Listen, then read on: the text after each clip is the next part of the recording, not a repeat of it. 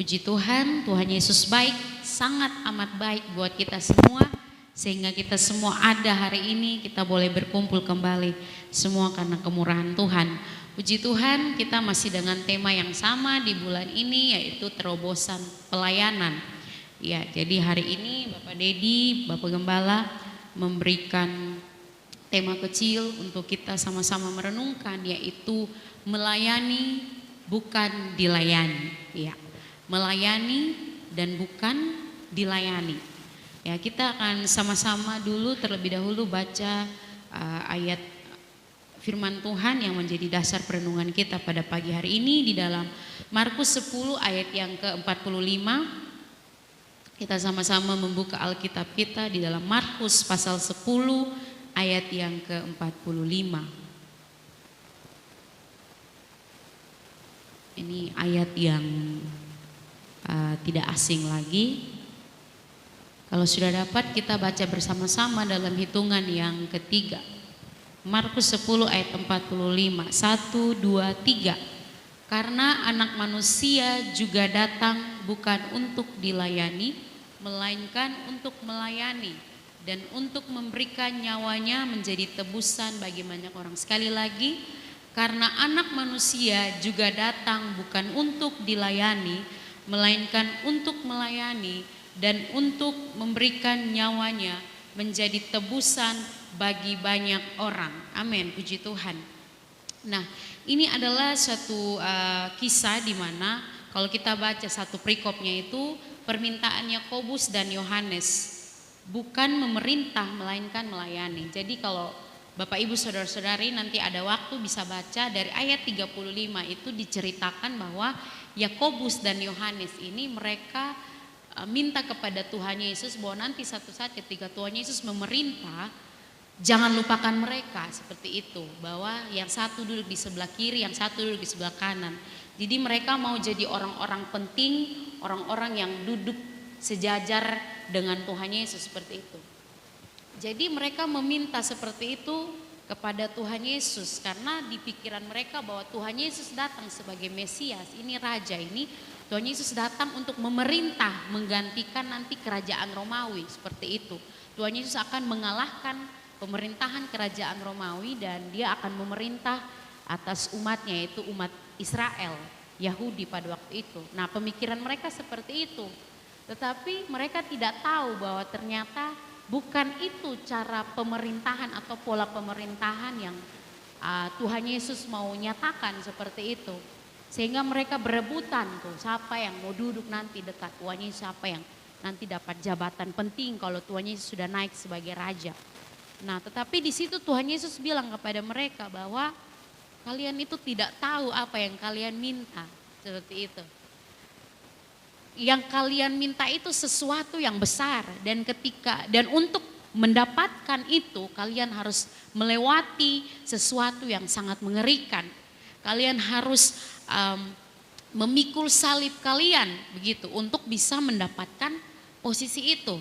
Makanya di ayat yang ke-43 di situ Tuhan Yesus bilang, di ayat 42 Tuhan Yesus kasih gambaran kepada mereka.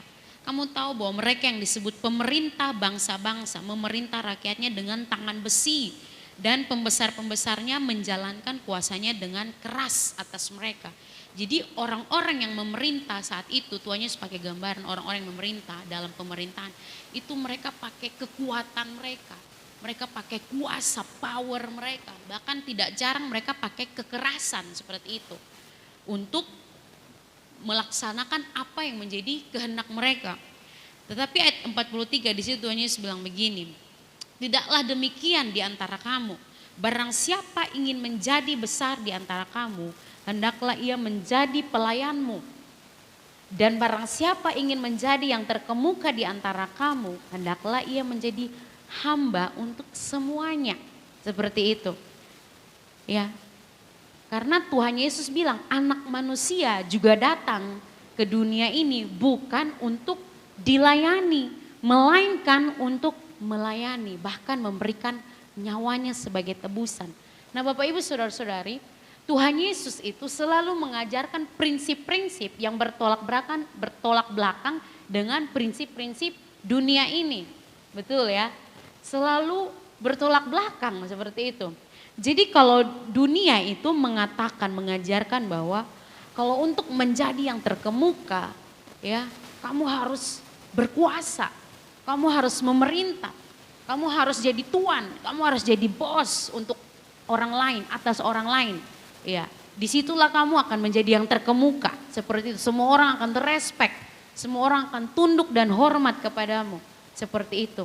Tetapi Tuhan Yesus mengajarkan sebaliknya, kalau kita mau jadi yang terkemuka atau kita mau jadi yang terbesar, maka kita harus siap untuk menjadi hamba.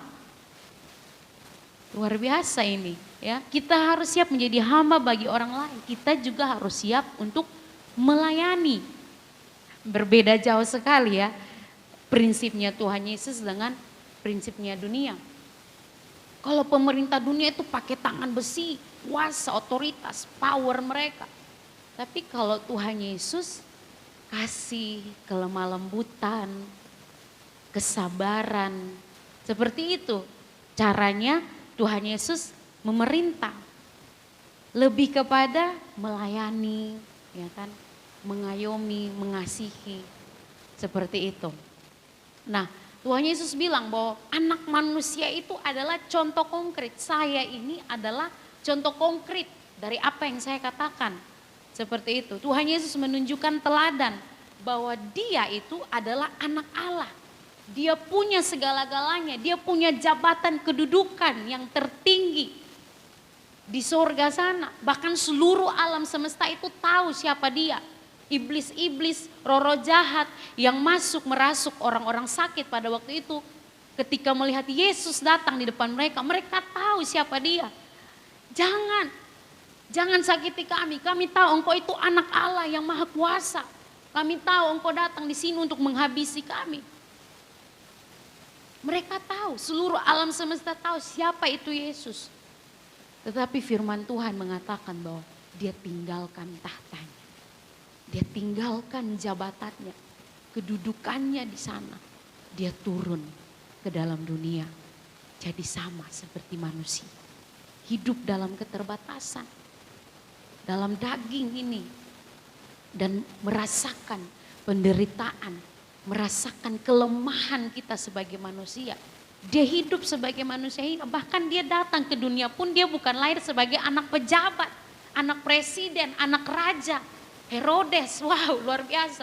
Kalau Tuhan Yesus lahir sebagai anak Herodes sudah pasti dia akan dihormati, akan disanjung, ya kan? Tetapi Tuhan Yesus datang sebagai anak tukang kayu. Lahirnya lagi di kandang domba. Betapa ironis sekali. Ya, kontras sekali kehidupan raja ini seperti itu. Dia tinggalkan semua dan dia hidup dalam kesederhanaan. Dia datang untuk melayani, bukan dilayani. Tuhan Yesus bilang dia itu raja, tapi kok heran ya. Raja mau jalan kaki, mau berkunjung dari satu rumah ke satu rumah. Bahkan mungkin kadang-kadang juga baru naik keledai, kendaraan pada waktu itu, pada zaman itu. Ya kan, raja kok tapi tidurnya di padang gurun, ya kan, di padang belantara, ya kan, tidak beralaskan bantal juga, tempat tidur juga. Kok ada raja yang seperti itu? Ya kan, raja kok mengalami penindasan, raja kok mengalami penghinaan, seperti itu. Raja kok disiksa, dianiaya, dicambuk, diludahi, dimaki, dihianati. Raja kok disalib, telanjang di atas kayu salib, ditonton oleh semua orang. Mana ada raja yang seperti itu? Tapi Tuhan Yesus mau berikan teladan bagi kita. Ini loh gaya saya. Ini loh saya datang bukan untuk dilayani. Saya datang untuk melayani. Saya datang untuk memberikan hidup saya, seluruh hidup saya bagi kamu, bagi kita semua orang-orang percaya. Ya, dia jadi hamba. Di mana ada raja, ada Tuhan Allah semesta alam yang mau tunduk, berlutut dan pegang kaki murid-muridnya yang kotor itu, lalu membasuhnya, lalu dilap, dibersihkan kaki muridnya. Mana ada? Di mana-mana yang namanya pemimpin, yang namanya raja, yang namanya Tuhan, apalagi itu pasti kemana-mana pegang tas saya, pegang HP saya, pegang jas saya, pegang ini saya, pegang. Terus saya jalan tuh yang begini. Seperti itu ya kan. Dagunya di atas, lihat orang pakai ekor mata saja begini. Hampir-hampir mau tabrak orang. Pokoknya orang yang harus silih dia. Seperti itu, orang yang harus silih. Minggir-minggir, raja mau lewat. Minggir-minggir, tuan mau lewat. Minggir-minggir. Seperti itu kan. Tapi Tuhan Yesus tidak seperti itu. Dia berlutut. Dia ambil kaki murid-muridnya satu persatu. Dia basuh. Dia menunjukkan keteladanan, kerendahan hati sebagai seorang hamba.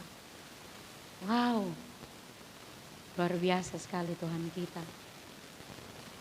Dia memberikan contoh yang sangat luar biasa. Filipi pasal yang kedua, ayat yang ke-5.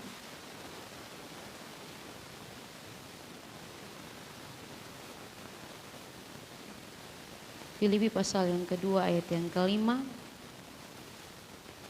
Hendaklah kamu dalam hidupmu bersama menaruh pikiran dan perasaan yang terdapat juga dalam Kristus Yesus, yang walaupun dalam rupa Allah tidak menganggap kesetaraan dengan Allah itu sebagai milik yang harus dipertahankan, melainkan telah mengosongkan dirinya sendiri dan mengambil rupa seorang hamba dan menjadi sama dengan manusia. Dan dalam keadaan sebagai manusia ia telah merendahkan dirinya dan taat sampai mati, bahkan sampai mati di kayu salib. Firman Tuhan mencatat Yesus Kristus sebagai contoh dan teladan iman bagi kita. Bagaimana dia benar-benar merendahkan dirinya. Iya. Sampai orang menghina dia pun tidak apa-apa, murid-murid mengkhianati pun it's okay. Waduh, sakit sekali rasanya itu ya. Ketika momen-momen di mana Tuhan Yesus disiksa, dianiaya dan Simon Petrus ditarik, ditanya orang, kamu ini kan salah satu muridnya Tuhan Yesus kan? Kamu ini salah satu muridnya si itu kan, si Yesus itu kan? Bukan saya. Tidak, bukan. Aduh, sakit sekali. Lengkaplah pokoknya semua penderitaan yang Tuhan Yesus alami. Nah Bapak Ibu Saudara-saudari, dunia ini selalu mengajarkan keegoisan. Ya apalagi memang sifat dasar kita sebagai manusia tuh kita punya ego masing-masing. Ego kita masing-masing itu, wow luar biasa. Ya kan, saya yang berbicara ini pun juga setiap hari berperang dengan ego seperti itu. Itu adalah pergumulan kita setiap hari, mengalahkan ego kita sendiri. Ya, dunia mengajarkan keegoisan, mencari keuntungan dan kenyamanan bagi diri sendiri.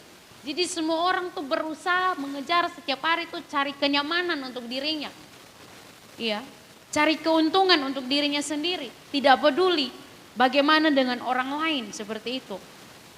Terserah orang lain mau hidup bagaimana, terserah orang lain nasibnya kemana, dampaknya seperti apa. Tapi yang penting saya itu bahagia, yang penting saya itu happy, yang penting saya itu enjoy, saya nyaman, saya untung. Seperti itu. Itu yang dunia ajarkan. Persaingan yang begitu luar biasa. Makanya kejahatan terjadi di mana-mana. Karena apa Bapak Ibu? Ego. Ego manusia yang berbicara. Saya ini yang harus untung. Seperti itu. Tetapi orang Kristen, orang percaya itu dituntut untuk hidup dengan cara yang berbeda. Kita harus jadi seperti Kristus. Ya. Seperti apa kalau jadi seperti Kristus? Kita harus terlebih dahulu mengutamakan kepentingan orang lain daripada diri kita sendiri. Ini adalah bagian yang paling sulit untuk kita lakukan. Mendahulukan kepentingan orang lain, apalagi pada saat kita juga lagi butuh, kita juga lagi perlu. Padahal sebenarnya kita ini yang harus dihormati, kita ini yang harus mendapatkan penghargaan. Tetapi pada saat yang sama Tuhan mengizinkan orang lain yang dihargai, orang lain yang dihormati, orang lain yang diangkat derajatnya, orang lain yang dipuji, orang lain yang mendapatkan keuntungan. Disitulah kita sedang diuji. Sifat melayani kita itu ada di mana? Hati sebagai seorang hamba itu ada di mana?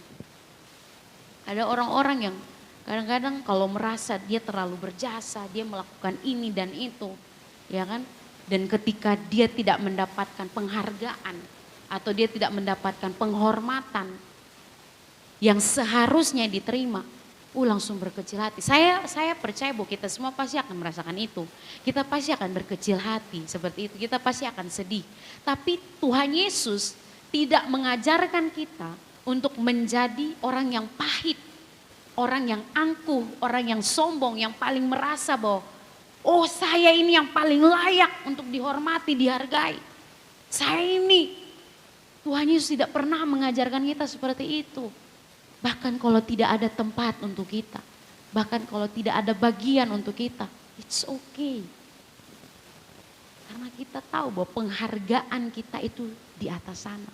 Penghormatan kita itu datang dari Tuhan.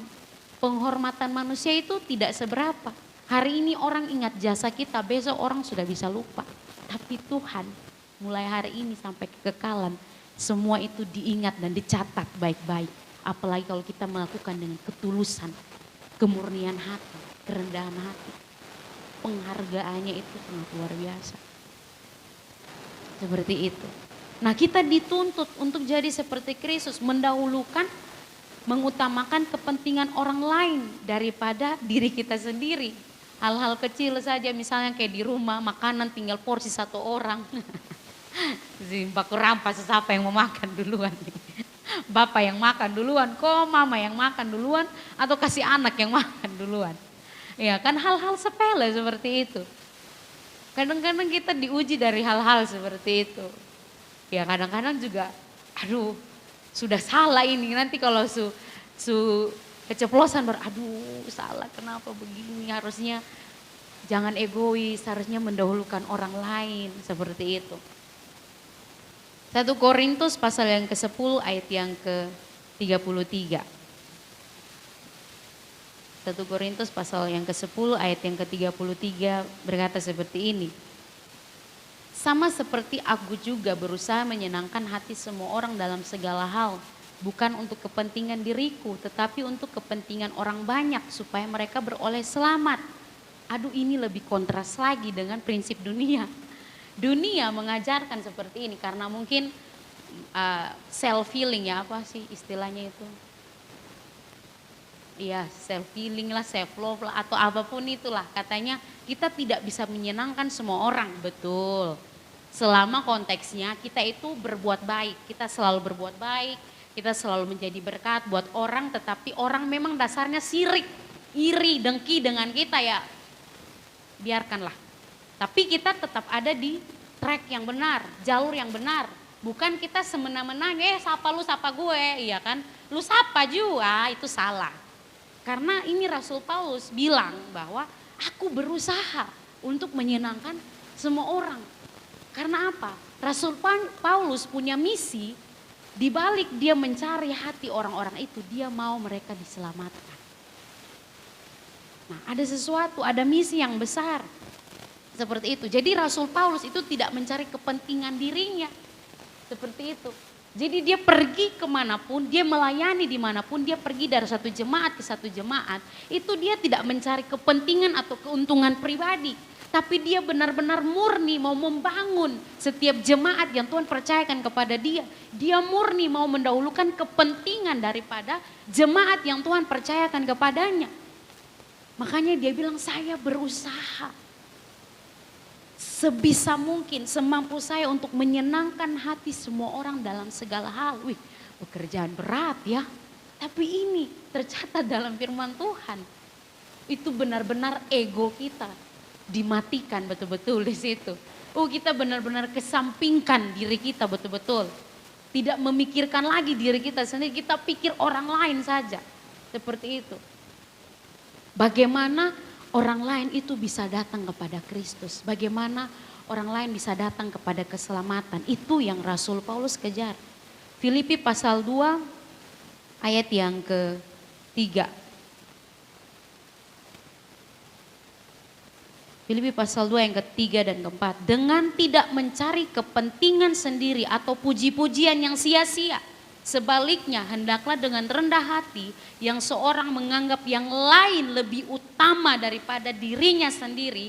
Dan janganlah tiap-tiap orang hanya memperhatikan kepentingannya sendiri, tetapi kepentingan orang lain juga. Wih, ini firman Tuhan yang bilang nih. Saya juga tertampar ini, ya kan?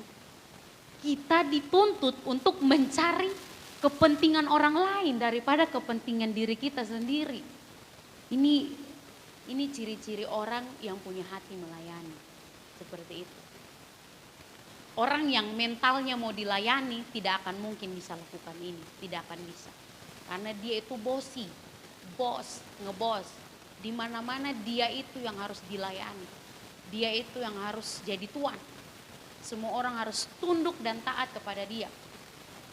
Tapi di sini Rasul Paulus bilang bahwa kita jangan mencari kepentingan atau pujian yang sia-sia. Bikin ini, bikin itu, melayani ini, itu supaya dapat pujian dari orang. Wih, keren pelayanan hebat, tiap minggu bawa firman. Wih, WL tiap minggu sudah ada ganti orang Kan kebutuhan Iya kan? Wih, tiap minggu main musik terus, ya kan? Pelayanan pindah dari satu kota ke kota yang lain, dari satu gereja pindah ke gereja yang lain, ya kan? Pokoknya hanya dia dipuji terus, bahaya itu. Itu awal kejatuhan, ya kan? Hati-hati, kadang-kadang bisa kepentingan pribadi masuk di sana, seperti itu. Tidak mencari kepentingan atau puji-pujian yang sia-sia. Rendah hati, menganggap yang lain lebih utama daripada dirinya sendiri. Seperti itu. Jadi menjadi pelayan ini, menjadi pelayan, servant, menjadi doulos, hamba ini, itu bisa di mana saja. Di rumah, di gereja, di tempat kerja, atau di mana saja. Kita selalu dituntut untuk lebih dahulu melayani. Berat ya, tapi mari kita berjuang. Karena kita ini hamba, jadi kita harus melayani. Siapapun kita, seperti itu. Suami melayani istri, istri melayani suami, orang tua melayani anak, anak melayani orang tua, kakak melayani adik, adik melayani kakak, saling melayani. Semua dalam rumah berjuang untuk saling melayani, seperti itu. Tidak ada, lu kan istri, lu kan suami, lu kan anak, ya kan. Ayo bapak kan bapak. Bapak dia mau kan orang tua, tidak. Tapi semua ini saling berjuang, saling berusaha untuk saling melayani. Wih, bayangkan coba. Itu keadaan dan situasi dalam rumah itu bagaimana kira-kira. Kayaknya surga ya, kita pindah di surga tuh. Ya itu impian kita semua ya. Mari kita berjuang untuk mewujudkan impian kita itu. Pasti bisa bersama Tuhan Yesus. Jadi kita melayani tanpa memperhatikan status kita itu siapa atau apa. Level kita itu bagaimana, setinggi apa. Sebesar atau setinggi apa status dan jabatan kita, profesor, doktor kah atau apapun. Semua orang percaya harus melayani. Dimanapun, seperti itu. Tidak perlu orang yang harus ambil kursi kasih, ambil kursi sendiri, duduk. Tidak perlu orang yang ambil minum kasih, dia ambil minum sendiri, minum. Kayak tidak buat dirinya tuh punya privilege begitu. Diperlakukan khusus. Selalu dia ingin sama dengan semua orang. Selalu ingin Dia yang mau melakukan, dia yang mau melayani. Itu ciri-ciri orang yang melayani, seperti itu. Orang mau dekat dengan dia pun tidak rasa minder, tidak rasa malu, tidak rasa takut. Karena begitu dia menghambakan dirinya, seperti itu.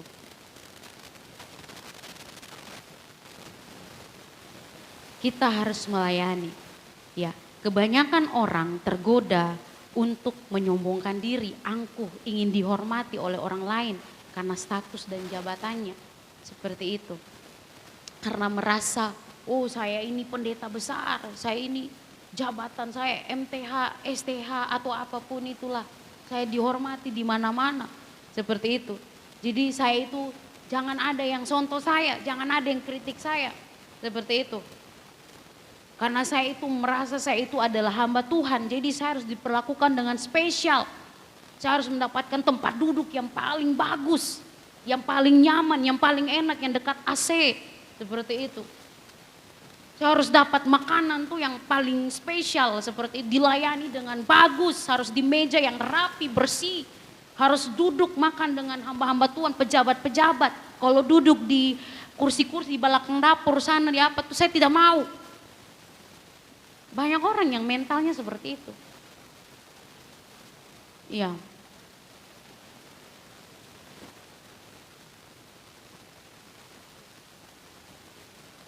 Saya punya kesaksian pengalaman pribadi tentang ini. Waktu itu saya memang Tuhan tuh luar biasa ya. Tuhan tuh tahu ini Debbie ini anak terlalu sombong ini. Ini dia harus dihajar betul-betul ini supaya dia punya kesombongan untuk rontok satu-satu begitu. Jadi waktu saya sekolah teologi waktu itu, di bayangan saya adalah kalau kita pergi sekolah teologi itu benar-benar kita tuh fokus untuk belajar. Benar-benar kita itu adalah hamba-hamba Tuhan yang dipersiapkan, ya, diberikan ruang waktu untuk benar-benar fokus belajar, menggali Alkitab, firman Tuhan sebagainya ya kan, supaya ketika lulus tamat siap menjadi hamba Tuhan yang luar biasa, dipakai Tuhan dengan urapan yang besar. Ya kan? Bayangan saya seperti itu. Ternyata yang Tuhan buat itu jauh berbeda, 180 derajat dari apa yang saya bayangkan. Jadi ketika saya masuk sekolah, ternyata kami tidak hanya diajarkan bagaimana cara menggali firman Tuhan ini, menafsir firman Tuhan, Alkitab, bagaimana cara berkhotbah, bagaimana cara menjadi hamba Tuhan yang baik itu seperti apa. Tapi benar-benar kami dibentuk juga untuk menjadi hamba. Jadi kami di sana dilatih untuk bekerja juga. Jadi ya saya mungkin belum profesional, tapi saya mengecap berbagai jenis pekerjaan yang memang notabene-nya kita menghamba. Jadi pelayan resto, jadi waiters di acara-acara besar, ya kan? Jadi pemulung, jadi tukang parkir, tukang masak, tukang bersih-bersih, tukang cuci piring. Semua itu diajarkan. Menanam di tanah yang berhektar-hektar, panas-panas di bawah terik matahari. Panen jagung bertonton, pikul jagung satu karong di atas bahu sampai napas sesak mau menangis. Gara-gara ingat bapak dan mama. Benar-benar ditempa dengan luar biasa. Daging saya itu meronta. Sampai suatu saat saya praktek di Maluku. Waktu itu karena saya pikir, ini masih sombong juga nih. Karena saya pikir saya ini hamba Tuhan ya kan. Saya ini nanti akan berkhotbah seperti itu. Saya ini nanti akan duduk dengan para penatua, ya kan, jemaat yang terhormat. Bayangan saya seperti itu. Tapi ketika saya ada di sana, 1 tahun. Benar-benar, jadi saya tinggal di pastori. Saya tinggal di pastori dan gembala yang ada di sana itu mereka punya usaha. Mereka punya usaha jual bahan material seperti itu, bahan-bahan bangunan. Jadi ketika di sana, saya dengan ada satu teman saya, kita berdua itu kita juga harus turun di dalam toko. Apa yang diraba, apa yang disentuh, apa yang dikerjakan oleh tukang, oleh pelayan yang ada di sana, kami juga harus kerja, pegang paku, pegang cat, pegang semen, segala macam. Sampai diteriak-teriaki itu, Debbie, ya kan, satu lagi Nika. Aduh, rasa-rasanya karena saya tuh memasang harga diri saya itu kan tinggi, saya tuh hamba Tuhan. Harus hormati saya, harus hargai saya tidak seharusnya diteriaki seperti itu. Ini tiap hari diteriaki, Debbie, ya kan, orang timur lagi kan, iya, 11-12 lah kayak kita orang Kupang. Datang sini, itu. Kami tidak jauh berbeda itu dengan anak laki-laki yang melayani di toko itu. Diteriaki setiap hari. Tidak ada harga diri lagi sebagai hamba Tuhan. Suruh ini, suruh itu, sampai kita cuci pakaian mereka juga. Ya. Sampai pakaian dalam mereka pun kami cuci. Seperti itu. Memang kami dibayar. Karena mereka pikir daripada bayar orang luar lebih baik ini anak 2 orang dalam nih manfaatkan sendiri supaya don dapat uang gitu. Ya sudah, kami juga senang, yang penting dapat uang. Tapi saya merasa bahwa wah ini ya itu karena kesombongan saya juga. Tapi kalau saya mau berpatokan, saya ini hamba, it's okay. Tapi pada waktu itu saya memberontak, saya merasa tidak, ini tidak manusiawi. Saya pernah satu kali saya lagi cuci pakaian mereka, saya lagi cuci, lagi kucak-kucak, Bapak Gembala datang, sepatunya bisa kan dibilang ini kakak tolong cuci Bapak pu sepatu, tidak dibuang, cuci om pu sepatu, seperti itu. Jadi merasa kayak pembantu benar-benar. Jadi habis kerja dalam rumah harus bantu di toko, jaga cucu mereka segala macam. Kami tidak boleh itu keluar rumah, tidak boleh jalan-jalan, pemuda ajak untuk jalan pun tidak boleh. Kami mau perkunjungan ke jemaat pun tidak boleh. Seperti itu, tidak boleh melakukan apapun, harus di rumah. Aduh, itu saya rasa-rasa tuh kayak stres Bapak Ibu. Teman saya sudah lebih dahulu 1 tahun di sana, dia tuh sampai sudah berani memberontak, saking tertekannya, depresi di situ. Saya waktu itu memberontak juga, saya kayak bukan begini nih, saya datang sini bukan untuk begini loh. Saya datang sini tuh untuk pelayanan, bukan untuk jadi babu kayak begini. Memberontak. Saya cerita ke salah satu rekan pelayanan di Kupang, saya share lah, saya curhat bagaimana keadaan saya. Dia bilang sebenarnya itu tidak manusiawi sih Debbie, itu sebenarnya tidak harus seperti itu. Tetapi sekali lagi, kamu adalah hamba. Dia bilang seperti itu sama saya. Dan saya tuh merasa tertampar, kamu adalah hamba. Hamba itu bagaimana? Ya, disuruh apa, dibuat bagaimana ya ikut saja. Seperti itu, tidak memberontak, tidak protes, ikut saja. Jadi saat itu saya belajar meskipun hati saya itu keras kayak aduh sakit nih kayak begini nih setiap hari nih. Tapi saya belajar bahwa oh iya Debbie, lu tuh hamba, lu bukan siapa-siapa. Lu jangan meninggikan lu pun diri. Lu jangan pasang lu pun diri itu di atas, jangan, lu di bawah. Seharusnya kita seperti itu sebagai orang percaya, jangan pernah memasang diri kita tuh di atas. Taruh diri kita di paling bawah, supaya kalau Tuhan mau meninggikan kita, biar Tuhan yang meninggikan kita. Jangan kita yang meninggikan diri kita. Dari situ saya belajar benar-benar. Menjadi hamba Tuhan itu bukan dituankan, itu bukan diboskan, tapi justru kita yang harus paling banyak melayani. Kita yang harus paling banyak menghamba. Seperti itu. Kalau prinsip kita masih hanya mau dilayani, maka bisa dikatakan mental kita masih mental bayi rohani atau anak kecil. Coba lihat anak kecil atau bayi. Apa-apa harus disediakan, ya kan? Apa-apa harus dilayani, disuap. Semua orang harus ikut kemauannya. Kalau tidak nanti merengek, tantrum, patarea kiri, setiap hari menangis. Harus ikut maunya, itu bayi seperti itu. Maunya dilayani. Tapi kalau orang yang dewasa cenderung sudah memiliki pemahaman atau pengertian. Tahu menempatkan diri, tidak harus diurus, tidak harus dirawat atau disediakan. Mereka bisa mengusahakan sendiri, seperti itu. Ya, jadi kalau ada orang yang sudah dewasa tapi masih harus dilayani, ya kan, dimomong, dijaga perasaannya, semua orang harus buat dia bahagia, nyaman, maka bisa dikatakan kita ini masih bayi rohani. Seperti itu. Ya. Kemudian kita melihat dalam ruang lingkup pelayanan juga ada orang-orang yang hanya mau membesarkan namanya seperti itu.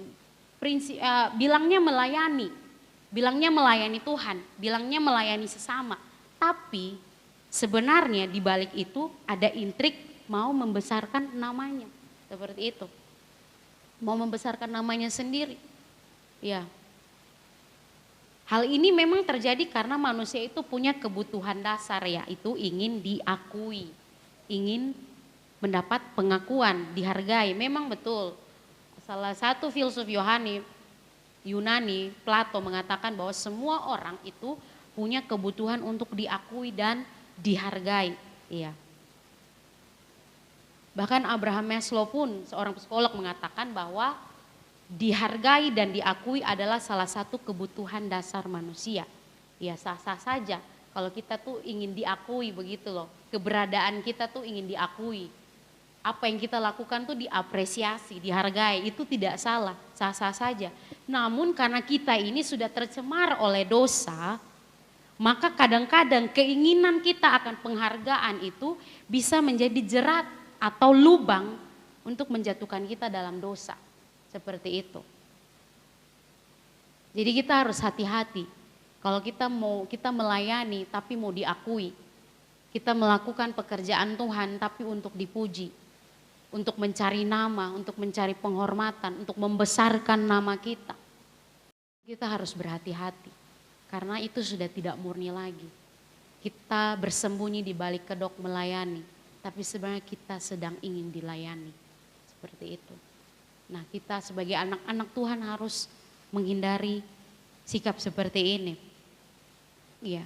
Yesus mengajarkan kepada kita sebagai hamba yang melayani agar melayani dan menghamba, bukan mencari pengakuan dan penghargaan manusia. Seperti itu. Jadi melayani juga bukan berarti kita mencari atau memenuhi jadwal pribadi dengan beragam pelayanan kita. Melainkan kita punya kerelaan hati, kita punya kerendahan hati menempatkan kepentingan pribadi kita di bawah kepentingan Allah dan orang lain. Jadi kita punya keinginan nih, oh saya mau melayani, saya mau bikin ini, saya mau bikin itu. Tapi kalau itu tidak sejalan dengan agendanya Tuhan, itu tidak sejalan dengan rencananya Tuhan, kita harus menaruh agenda kita di bawah agenda Tuhan. Kita harus tunduk pada agendanya Tuhan, seperti itu. Itu baru bisa dikatakan kita ini mau melayani. Seperti itu. Jadi kita tidak melayani kepentingan diri kita sendiri. Ya. Nah, yang terakhir, orang-orang yang ingin dilayani, biasanya mereka itu punya ciri-ciri sulit bekerja sama dengan orang lain. Seperti itu. Ya. Karena mereka itu punya ambisi-ambisi pribadi. Agenda pribadi yang harus diikuti oleh semua orang. Nah, ini sulit. Orang-orang yang seperti ini adalah ciri-ciri orang yang mau dilayani. Ambisinya yang paling besar, egonya yang paling besar. Semua harus ikut maunya dia. Semua harus ikut maunya dia. Nah, ini salah. Kita tidak boleh punya ciri-ciri atau karakter seperti ini. Sebaiknya kita menjadi seperti seorang hamba. Kita ikut. Selama Tuhan mengizinkan kita mengalami hal-hal yang tidak enak. Selama Tuhan izinkan itu, kita terima. Kita terima. Kita jalani itu dengan ucapan syukur, dengan iman bahwa Tuhan tahu dan Tuhan peduli. Tuhan mengerti keadaan dan situasi kita. Kita kembali lagi ke Filipi pasal 2 sebagai ayat kesimpulan kita. Filipi pasal 2, tadi di situ kita sudah baca bahwa bagaimana Tuhan Yesus merendahkan dirinya menjadi seorang hamba, kemudian apa yang menjadi hasilnya.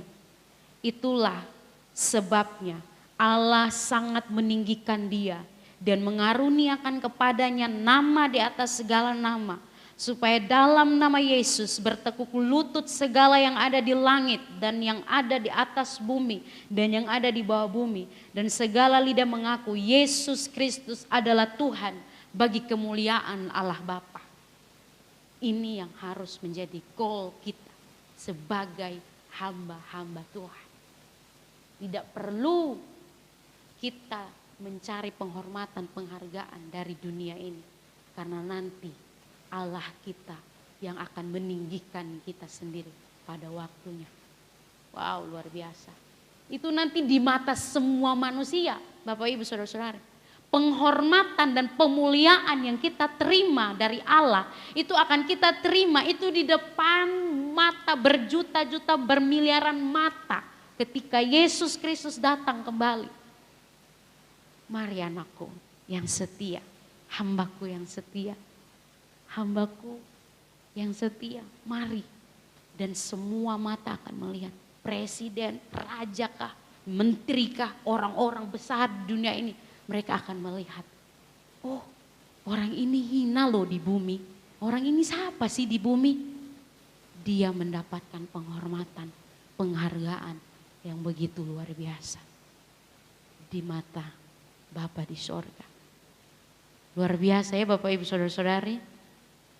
Jadi tidak salah seperti Yakobus dan Yohanes, Tuhan tempatkan kami di satu di sebelah kiri, satu di sebelah kanan. Tuhan Yesus bilang tidak ada yang salah dengan itu. Tapi kamu harus mengerti prinsipnya. Sebelum kamu duduk di sebelah kiri atau kanan saya, jadi hamba dulu ya di bumi. Menghamba dulu, mengabdi dulu, melayani dulu. Bahkan mungkin dirimu, nyawamu pun bisa dikorbankan. Tapi ingat, setelah kamu melewati itu, kamu akan mendapatkan penghormatan yang kamu minta itu. Duduk di sebelah, satu di sebelah kiri, satu di sebelah kanan. Kita pun hari ini kita berdoa, kita sama-sama berjuang, bersemangat. Dimanapun Tuhan menempatkan kita, dengan situasi apapun hidup kita, pelayanan kita, pekerjaan kita, keluarga kita. Mari kita memilih untuk menjadi hamba. Mari kita memilih untuk menjadi yang paling rendah di antara semua orang. Tidak mudah, tapi ini yang harus kita lakukan. Ini yang harus kita kerjakan untuk mendapatkan kemuliaan bersama-sama dengan Kristus. Amin. Siap melayani? Ya, mari melayani terlebih dahulu. Puji Tuhan, firman Tuhan cukup sampai di sini untuk minggu ini. Dan biarlah ini menjadi rema buat kita semua. Apa yang Roh Kudus taruh di hati kita. Mari kita bersama-sama merenungkan ini, menjadikan pedoman dalam hidup kita setiap hari. Mari kita melayani lebih sungguh. Terima kasih Tuhan.